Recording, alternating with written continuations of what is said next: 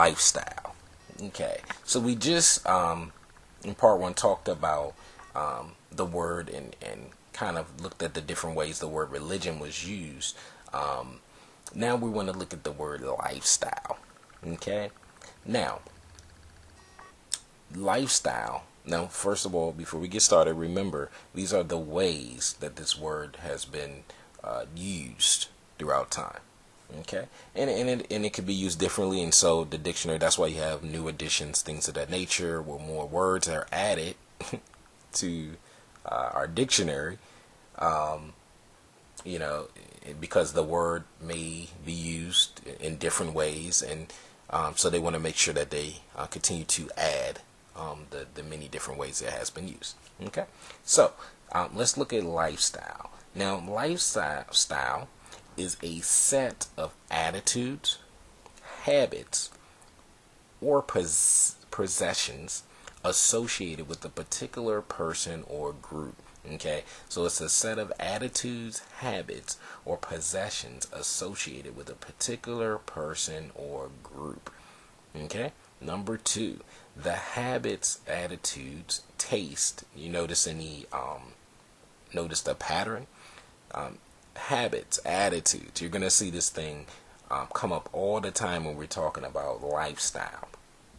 Okay, moral standards, economic level, etc.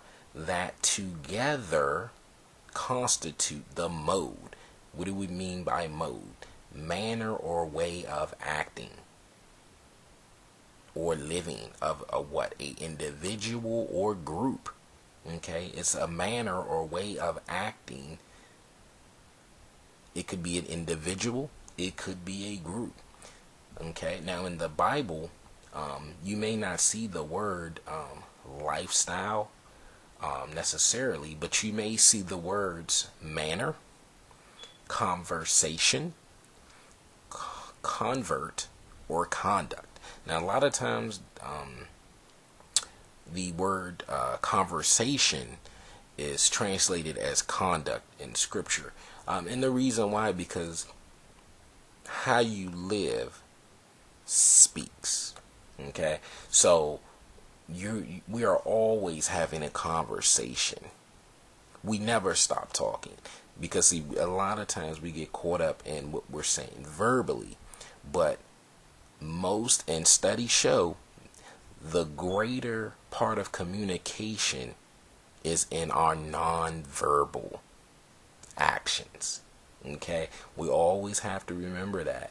And so especially as believers, because what we say, if what we're saying is not what God said, that creates a problem.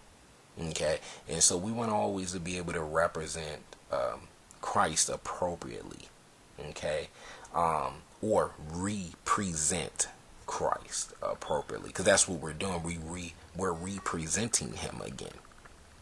Okay, because He's not here, so we're gonna show Him to the world through our attitudes. Okay. So it's very important that we have the proper attitude. We can't just, come into work or come in the house any old type of way, because we're having a bad day. And that's typically what happens. And then it shows in our attitude. And they're like, oh, I thought, they were a believer, look at them. I'm not saying that we're perfect or we're never going to, be upset or anything like that. But we just want to be very mindful of that, Also, habits. Okay, we should have godly habits. Okay, now habits are not necessarily a negative or a positive, but it depends what habits you have, basically. So you want to definitely be mindful of your habits, things that you do over and over and over. Okay, now none of us should be practicing sin. Okay, not saying we don't sin, but we should not be in the practice. See, practice, if you would look at the practice of sin, just like a basketball player, has practice, there's a lot that goes into setting that up. Okay, So it's not just, you don't just fall into practice. You know, the coach, they have the plan, the drills that they're going to run. They got to exercise. They got to run over the plays to make sure that everyone's on the same page. I mean, there's a lot of stuff that go into practice. Okay, so when believers just say, "Oh, I just failed this once," or whatever the situation is. I mean, if it's happening all the time, you're practicing. Okay, at this point, I mean, you're going. I mean, you're Jordan. You know, you're the Jordan of sin at that point. So what we need to do, we don't want to practice that. We want to be the worst player ever. You know, in sin.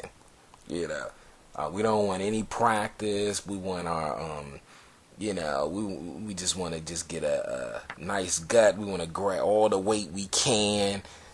Everything. We just want to be the worst. When it comes to sin. Okay.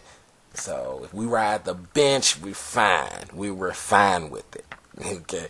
That's the position that we want to be in as it relates to the practice of sin. So, I mean to spend a whole lot of time on that. Also, the possessions. Okay, very, there's some things that we just should not possess, as Christians. Okay, and I don't even necessarily have to go through a litany of things. But there's some things. Some of us got certain magazines. Some of us got things saved in our computer or sites or different things that we go to. Some things we got tucked away under mattresses. Those are possessions. You see what I'm saying? Anytime you need to hide it, that's a key sign, because we're not children of the dark, we're children of the light. So our possessions should be able to be beheld by all men. Anyone should be able to, walk into our room at any time, check our drawers or whatever, and we shouldn't be, stopping them at the door. Hey, wait. Don't check. Let me get that. Don't worry about it. I get that. So we don't want to, we want to be mindful of our possessions. Okay, and these possessions are always because they're associated with a particular person or group. So the possessions we have end up connecting back to Christ, and unbelievers think this is okay. So it's very important. It's not just about us. It's about Christ. And so like I said, we're looking at the word Christian. In the next part, we're going to look at the origin of the word Christian.